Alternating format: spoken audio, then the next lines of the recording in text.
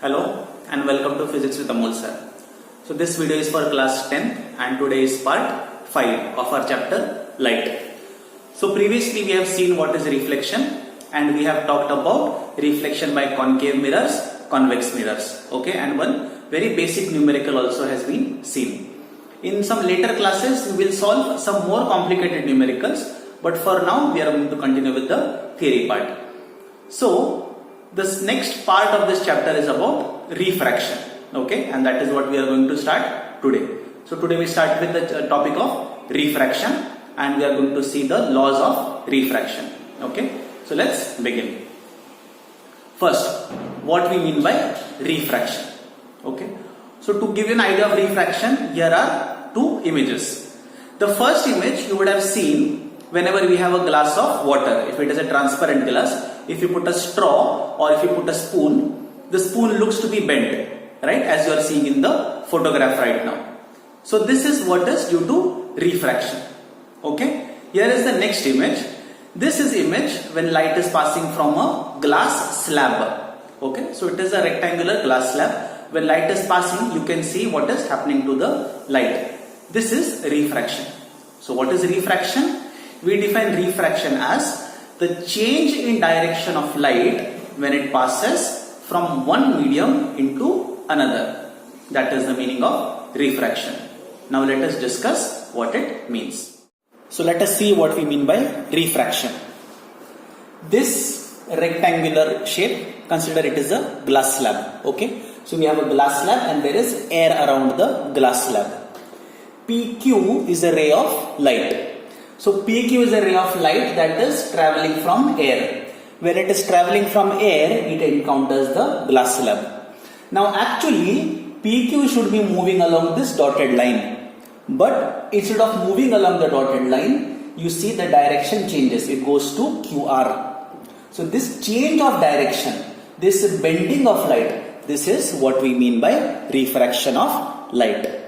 Okay, so once again, refraction of light is the change in direction of light when it passes from one transparent medium into another transparent medium. Remember, refraction only takes place when light is passing between transparent mediums. Okay, if there is an opaque medium, we know that light gets reflected. There is no refraction in that case. So this is the meaning of refraction. Next, we are going to see the laws of refraction. Okay, so to understand the laws of refraction, first let us understand this. So at point Q, we have drawn something called as a normal. A normal means a perpendicular line. Okay, so for this surface where refraction is taking place, we have drawn a normal. Okay, now PQ is our incident ray. Okay, this ray that is coming from air, that we call as incident ray. Next, QR, this is inside the glass, correct? So QR is called as refracted ray. Okay, and then what you will see is the ray comes to R. From R, the ray is coming from the glass to the air. So it again changes the direction. So RS is called as emergent ray. Okay, remember this. Next, we are going to make some angles. Which is the first angle? The first angle is between incident ray and the normal. This angle we will call as I. That is angle of incidence. Okay, so angle between incident ray and normal is known as angle of incidence. Then QR is our refracted ray. Therefore, angle between refracted ray and normal, that we will call as R, angle of refraction. Okay, remember these. So I is angle of incidence, R is angle of refraction. Now let us see the laws of refraction. The first law of refraction says that when refraction takes place, the incident ray, refracted ray and normal all lie in the same plane. Okay, so incident ray, refracted ray and normal, they should be in the same plane. That is when refraction occurs. Next, let us see the second law. The second law is also known as the Snell's law. Okay, Snell's law says that ratio of the sine of angle of incidence to the sine of angle of refraction is constant for a given pair of media. What is the meaning and how do we write it in the mathematical terms? So already we have established I is angle of incidence, R is angle of refraction. So according to the Snell's law, we can write sine of I to sine of R, that is ratio of sine of I to sine of R is a constant. Once again, let me repeat, it will be constant for a given pair of media and for a given color of light. Okay, this is known as the Snell's law. Sine of I upon sine of R is a constant. This constant we call as the refractive index. Again, an important thing to remember. Okay, so refractive index is nothing but the ratio of sine of I to sine of R.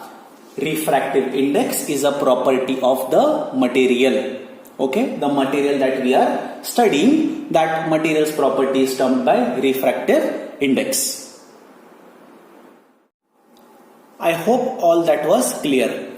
Now I am sure there are many questions in your minds right now, especially questions like why we are seeing a phenomena like this. In this class we are going to see a short explanation. When you come to 12th class you will see much more detailed explanation for the phenomena. So the short explanation for this is the change in direction of light happens due to change in the velocity. Okay, that is velocity of light. Now we know that when light is moving through a medium, it moves with a certain velocity. Okay, so here light is moving with a velocity, let us call it as v1. Okay, so when light is moving in air, let us say the velocity is v1. Then from air the light enters glass medium. In glass medium the velocity is going to be v2. Okay, and this change in velocity causes the change in direction. As I said, this is a short explanation. Okay, this is not the complete one. In later classes, that is in 12th class when you come, we will be having a much more detailed explanation. Now, how do we understand this change in velocity? Okay, what we have to remember is it depends on a term called as optical density. Optical density should not be confused with the density that we talk about, that is mass per unit volume. It is not that density. Optical density is a different concept. What do we understand by optical density? If the material has got higher optical density, the velocity of light will be lower. Okay, I hope it is easy to remember. So, if the optical density is higher, velocity of light is lower. Conversely, if optical density of the medium is lower, velocity of light is higher. So what we understand, when light is moving in air, it has a higher velocity because density of air is lower, optical density. When it goes to glass, the optical density of glass is higher, thereby the velocity of light in glass is lower. Okay, this is the term optical density. Now we are going to see relation of refractive index with these velocities of light. Okay, for that we are going to write refractive index like this. So let this medium be medium number 1, that is air. Glass is our medium number 2. Okay, when light is moving in medium number 1, it has velocity v1. When it enters medium number 2, its velocity is v2. So we write refractive index as n21. What is the meaning of n21? n21 is refractive index of medium 2 with respect to medium 1. Once again, n21 stands for refractive index of medium 2 with respect to medium 1, and n21 is equal to v1 upon v2. Remember this formula, memorize this formula, it is very important. So n21 will be written as v1 by v2. Then you will ask, can we write n12? Obviously we can. What is n212? Refractive index of medium 1 with respect to medium 2. Okay, which is the case here. I hope you can see this. QR, RS. So you can make angle of incidence and refraction here, and you can actually find, in that case RS will become our refracted ray and QR will become the incident ray. Okay, you can also find refractive index of first medium with respect to the second medium. Then N12 will be equal to V2 upon V1. Okay, these are the formulae for refractive index and their relationship with the velocity. Okay, remember this two formulae. So technically, we can find refractive index of any medium with respect to any other medium. For example, in this case, we considered first medium to be air, second medium to be glass. Okay, so we could write like this: refractive index of glass with respect to air, NGA. Okay, NGA will be equal to velocity of light in air upon velocity of light in glass. Yes, you can also have a case where the first medium is, let us say, water and the second medium is glass. Okay, so we can have refractive index of glass with respect to water, NGW. Okay, there the outer medium will be water in that case. Again, it is very much possible. Then formula will become VW upon Vg, that is velocity of light in water divided by velocity of light in glass. Okay, so refractive index is always between two media. Okay, and whenever we write, it is refractive index of one medium with respect to the other medium. Okay, and the formula is given in terms of their velocities. Okay, please remember this. Next, we talk about a concept called as absolute refractive index. What is absolute refractive index? Absolute refractive index is the refractive index of any medium with respect to air or vacuum. Okay, what is the meaning? Now I hope you remember, whenever we have written refractive index, we have written two media: refractive index of 1 with medium 2 or refractive index of 2 with respect to 1. But if the outer media is, suppose, air or vacuum, if light is coming from air and then it is moving to some other medium, we can write simply as Ng, for example. Okay, if we have not mentioned the other medium, this signifies absolute refractive index, means the other medium is air or vacuum. Okay, this is called as absolute refractive index. And then how we will write? Ng will become equal to Va, that is velocity of light in air upon velocity of light in glass. But we have a value for velocity of light in air. Okay, Va is generally denoted by the symbol C. Remember, the velocity of light in air or vacuum is denoted by symbol C, and it is equal to 3 into 10 to the power 8 meter per second.